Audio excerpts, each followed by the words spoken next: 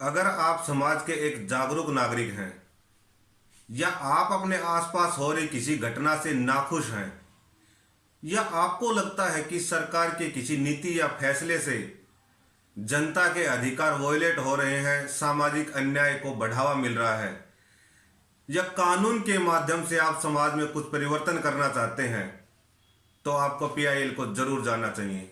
नमस्कार दोस्तों, मैं हूं सुदेश कुमार और कानून आप तक यूट्यूब चैनल में आप सभी लोगों का स्वागत करता हूं।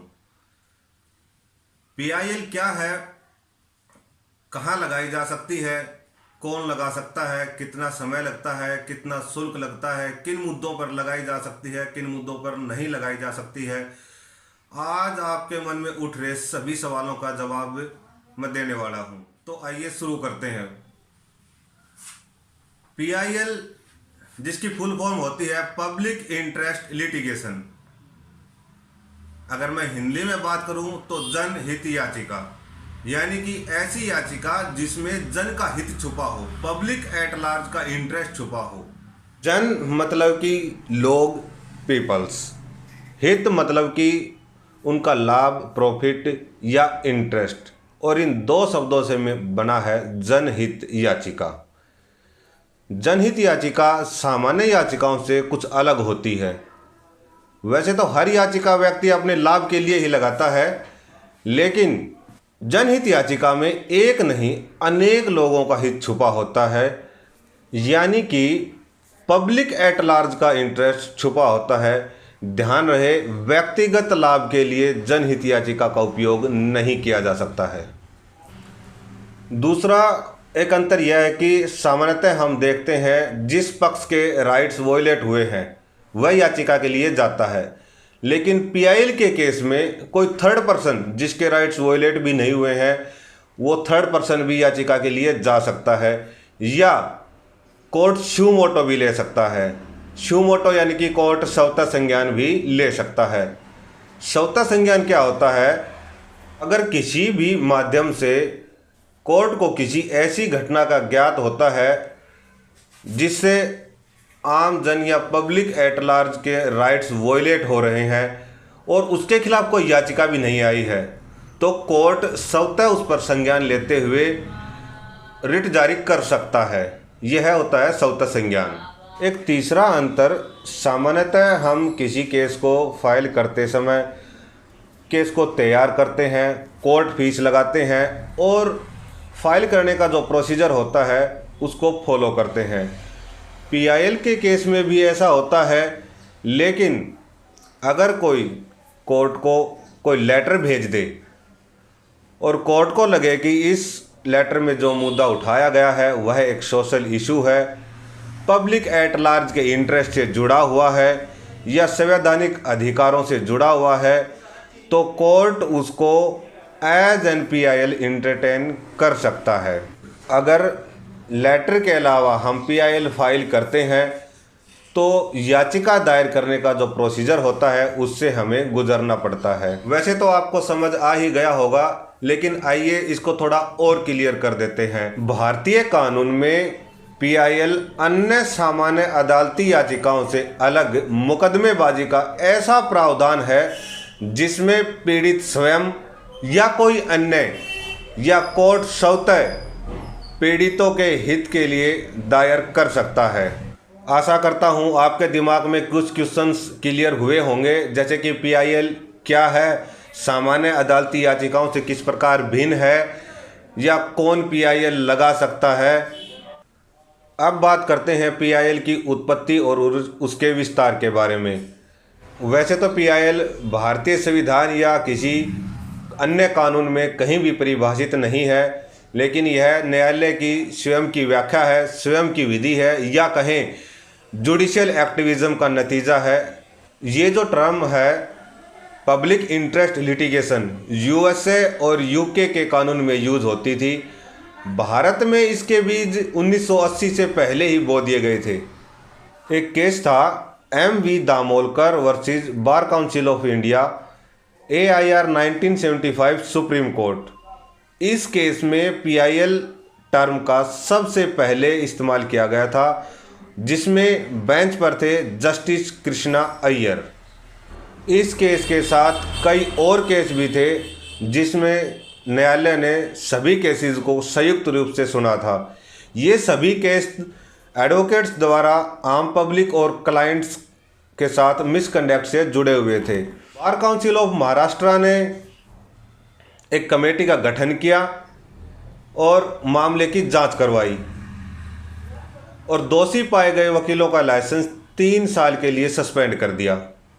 फिर मामला पहुंचा बार council of India. Bar council of India ने बार काउंसिल ऑफ महाराष्ट्र के निर्णय को बदल दिया।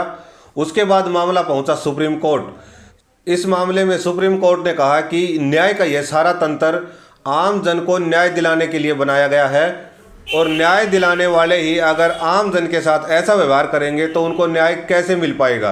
आगे कोर्ट ने कहा कि एडवोकेसी एक नोबल प्रोफेशन है और सभी एडवोकेट्स को प्रोफेशन की डिग्निटी को बनाए रखना चाहिए। आगे कोर्ट ने बीसीआई के निर्णय को बदलते हुए ऑब्जर्वेशन दी कि हमें भविष्य में legal aid to poor persons और पीआईएल जैसे ऑप्शंस के बारे में विचार करना चाहिए। तो ये पहला केस था जब पीआईएल का जिक्र या सुझाव दिया गया था, जिसमें इस केस के साथ साथ 1976 का बम्बई कामगार सभा केस और अन्य कई केस रहे जिनमें लगातार पीआईएल का जिक्र आता रहा। लेकिन जिस केस ने भारत में पीआईएल की नींव रख दी वो केस था हुस्न आरा खातून versus home secretary state of Bihar 1979। इस केस में कोर्ट ने एक न्यूज़ को आधार मानते हुए उसे पीआईएल में बदल दिया। बिहार की जेलों में अंडर ट्रायल लगभग 40,000 कैदी बंद थे जिनका ट्रायल चल रहा था और उनको 10-10, 15-15 साल हो चुकी थी बहुत सारे कैदियों को और उनका ट्रायल चलता रहा था। अगर उनको उनकी सज़ा, उनके जुर्म की सज़ा ज़्यादा से ज़्यादा भी दे दी जाए तो उससे ज़्यादा समय तो वो अंडर ट्रायल जेल में ही बिता चुके थे। तो इस मुद्दे पर कोर्ट ने स्वतः संज्ञान लेते हुए एक न्यूज़ को देखते हुए और उसको स्वतः संज्ञान लेते हुए उनको कैदियों को छुड़ाने का आदेश दिया। इसके बाद MC Mehta versus union of India 1987 का गैस लीक केस हुआ। MC Mehta versus union of India 1988 का prevention of pollution of Ganga river का केस हुआ। MC Mehta versus union of India 1992। इस केस में कोर्ट ने सरकार को डायरेक्शन दी कि लोगों को पर्यावरण के प्रति जागरूक किया जाए और इन्वायरमेंट विषय को स्कूल एंड कॉलेजेस में कंपलसरी सब्जेक्ट के रूप में लागू किया जाए। तो इस प्रकार से एमसी मेहता के केसों की एक लंबी लिस्ट रही है और इस प्रकार से पीआईएल का विस्तार होता चला गया। चाहे वो पर्यावरण से जुड़ा मुद्दा हो, चाहे मानव अधिकारों से जुड़ा मुद्दा हो या कोई अन्य और विषय जो पब्लिक इंटरेस्ट में या पब्लिक एट लार्ज के इंटरेस्ट में सुना ही जाना चाहिए। आइए बात करते हैं पब्लिक इंटरेस्ट लिटिगेशन के पीछे क्या उद्देश्य रहा था। ऐसे लोग जो गरीब हैं, कमज़ोर हैं, सामाजिक या आर्थिक रूप से कमज़ोर हैं या जिनकी कोर्ट तक पहुंच नहीं है, उनके लिए भी न्याय की व्यवस्था करना। ऐसे कमज़ोर लोगों का अधिकारों का अगर हनन होता है तो कोई तीसरा उनके बिहाफ पर कोर्ट तक अप्रोच कर सके। दोस्तों, अब बात करते हैं पीआईएल किन मुद्दों पर लगाई जा सकती है और किन मुद्दों पर नहीं लगाई जा सकती है। पीआईएल के बढ़ते चलन को देखते हुए कोर्ट में केसेस की पेंडेंसी बढ़ने लगी और कई आधारहीन याचिकाओं के कारण समय बर्बाद होने लगा। इन सब को देखते हुए कोर्ट ने गाइडलाइन जारी की कि किन मुद्दों पर पीआईएल को सुना जाएगा और किन मुद्दों पर नहीं सुना जाएगा। तो पहले बात करते हैं जिन मुद्दों पर पीआईएल को एंटरटेन किया जाएगा। Neglected children, bounded labour matters, बंधुआ मजदूरी के मामले, कामगारों को न्यूनतम वेतन न दिए जाने और कैजुअल वर्कर्स का शोषण और लेबर केसेस से जुड़ी कंप्लेंट्स जब तक कि वो व्यक्तिगत ना हो, कैदियों का हरासमेंट या समय से पहले ही रिलीज करना, जेल में मृत्यु, ट्रांसफ़र, पर्सनल बॉन्ड पर छोड़ना, स्पीडी ट्रायल आदि पेटिशंस को भी इंटरटेन किया जाएगा। महिलाओं पर अत्याचार या जला देना, रेप, मर्डर की याचिकाएं, पुलिस के खिलाफ केस रजिस्टर न करने या हरासमेंट और पुलिस कस्टडी में मौत से जुड़ी याचिकाएं, एससी या एसटी, इकोनॉमिक बैकवर्ड क्लास का हरासमेंट साथी गांव वाले करते हैं या पुलिस द्वारा किया जाता है तो उन मुद्दों पर भी पीआईएल लगाई जा सकती है। दंगा पीड़ितों की याचिकाएं, फैमिली पेंशन से संबंधित याचिका, पर्यावरण प्रदूषण, इकोलॉजी बैलेंस खराब करने, जंगलों का रखरखाव, कल्चर और हेरिटेज का रखरखाव और पब्लिक इम्पोर्टेंस से जुड़ी हुए मुद्दों पर भी याचिकाओं को एंटरटेन किया जाएगा। इस लिस्ट में आने वाले मुद्दों पर ही पीआईएल फाइल की जा सकती है। दूसरी तरफ वे मुद्दे हैं जिन पर पीआईएल फाइल नहीं की जा सकती है। आइए देखते हैं। जो याचिकाएं कोर्ट में पेंडिंग पड़े केसेस की अर्ली हियरिंग के लिए हैं, सर्विस मैटर्स हैं, पेंशन या ग्रेच्युटी से जुड़े हुए हैं, मालिक या किराएदार का मैटर, या जो याचिका मेडिकल या दूसरे एजुकेशनल इंस्टीट्यूट्स में एडमिशन को लेकर है, इन सभी का एज ए पीआईएल एंटरटेन नहीं किया जाएगा। अब सवाल यह उठता है कि क्या कोर्ट स्वीकृति वाली लिस्ट की सभी याचिकाओं को स्वीकार करता है? जी नहीं।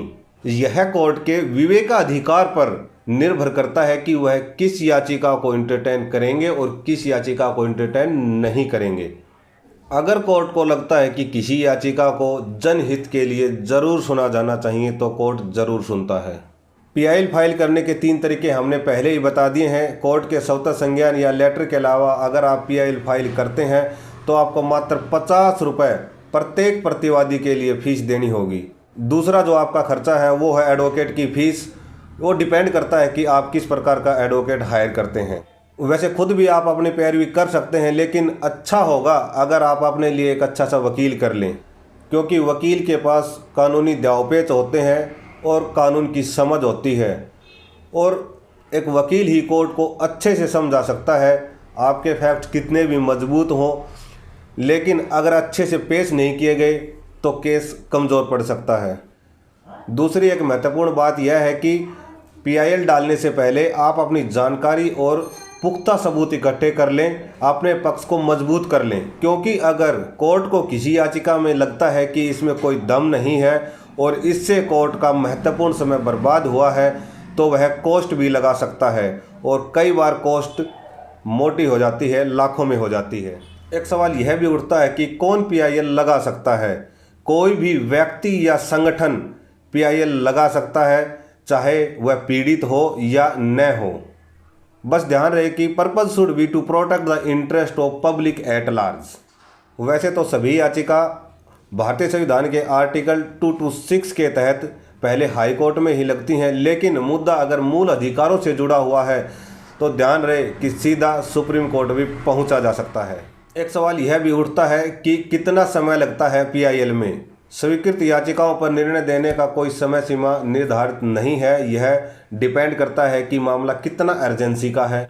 अगर कोर्ट को लगता है कि किसी मामले को जनहित के लिए स्पीडी ट्रायल में सुना जाना चाहिए, तेज़ी से सुना जाना चाहिए, तो वह उसका स्पीडी ट्रायल भी कर सकता है। और अगर कोर्ट को लगता है कि किसी याचिका को पब्लिक इंटरेस्ट के लिए दूसरी याचिकाओं से पहले सुना जाना चाहिए तो वह उस याचिका को पहले भी सुन सकता है। एक सवाल यह भी उठता है कि पीआईएल किसके खिलाफ लगाई जा सकती है? पीआईएल सरकार या संविधान के आर्टिकल 12 में स्टेट की परिभाषा में आने वाली बॉडीज के खिलाफ लगाई जा सकती है। तो दोस्तों, आशा करता हूं आपको पीआईएल के बारे में सब अच्छे से समझ आया होगा। अगर आपके कोई क्वेश्चन रह जाते हैं तो जुड़िए हमारे साथ कमेंट बॉक्स में और अपनी क्वेरीज क्लियर कीजिए। मैं कोशिश करूंगा आपके हर एक कमेंट को पढूं और उसका रिप्लाई करूं। और ऐसी ही कानून की बेहतरीन जानकारी के लिए जुड़े रहें कानून आप तक यूट्यूब चैनल। दोस्तों, अगर वीडियो पसंद आई हो तो लाइक, शेयर एंड सब्सक्राइब करना न भूलें।